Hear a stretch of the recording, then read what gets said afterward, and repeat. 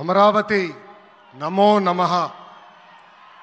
అమరావతి నమో నమః. అమరావతి నమో నమః. వేదికమైనున్న architect of modern Bharat గౌరవ ప్రధానమంత్రి నరేంద్ర మోడీ గారికి, మన పేదల నాయకుడు గౌరవ ముఖ్యమంత్రి చంద్రబాబు నాయుడు గారికి, నా అన్న గౌరవ ఉప ముఖ్యమంత్రి పవన్ అన్నకి, వేదికమైనున్న ఇతర గౌరవ పెద్దలకు, ప్రాణాలు సైతం లెక్క చేయకుండా అమరావతి కోసం పోరాడిన రైతులకు, ప్రజలకు నా హృదయపూర్వక నమస్కారాలు. ముందుగా పహల్గామ్ ఉగ్రవాద దాడిలో చనిపోయిన వారికి నేను నివాళులర్పిస్తున్నా. ఉగ్రవాదుల దాడిలో చనిపోయిన వారి కుటుంబానికి దేశం మొత్తం అండగా నిలబడుతుంది. పాకిస్తాన్ గీత దాటింది, అమాయకుల్ని చంపింది, చాలా పెద్ద తప్పు చేసింది. ఒక్క పాకిస్తాన్ కాదు, 100 పాకిస్తాన్లు వచ్చినా భారతదేశం నేలపై మొలిచిన గడ్డి కూడా పీకలేరు. 100 పాకిస్తాన్లకు సమాధానం చెప్పే ఒక్క మిసైల్ మన దగ్గర ఉంది. ఆ మిసైల్ ఏంటో తెలుసా? నమో గౌరవ ప్రధానమంత్రి నరేంద్ర మోడీ గారు. సింహం ముందల ఆటలు ఆడకూడదు, ఆడితే ఏమవుతుంది? మన సింహం నమో కొట్టే దెబ్బకి వరల్డ్ మ్యాప్లోనే పాకిస్తాన్ అని మిస్సింగ్ రావటం ఖాయం. ఈరోజు పాకిస్తాన్ ఆర్మీలో పనిచేసేవారు కొంతమంది రాజీనామా చేశారు, కొంతమంది సెలవులు పెట్టిపోయారు. దట్ ఈస్ మన నమో.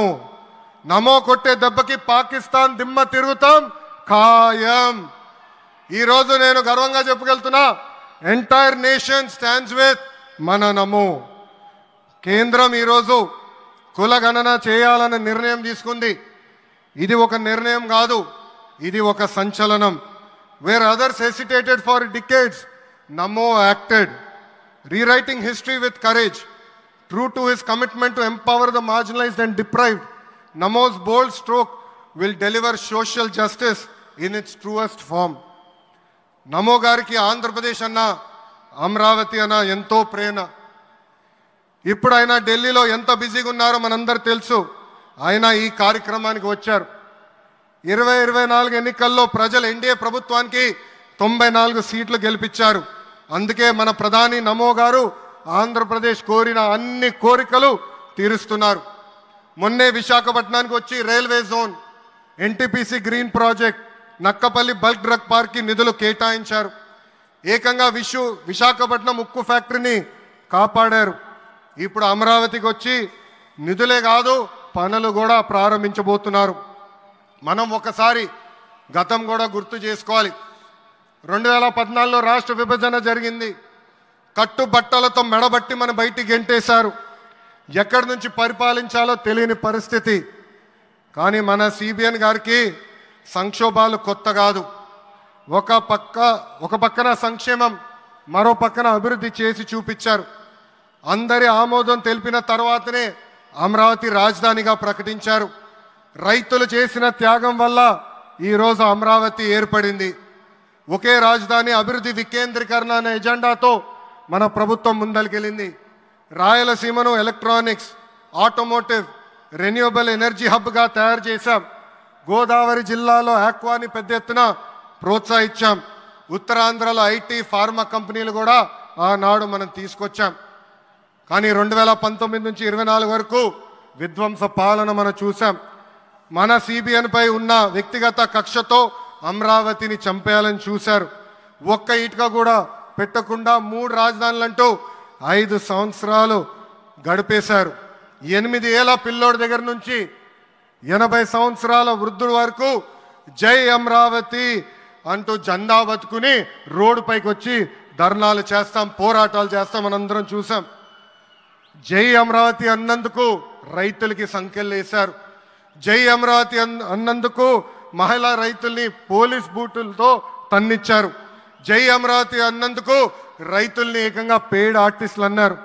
ఎన్ని అరాచకాలు చేసినా అమరావతి రైతులు తగ్గేదే లేదన్నారు.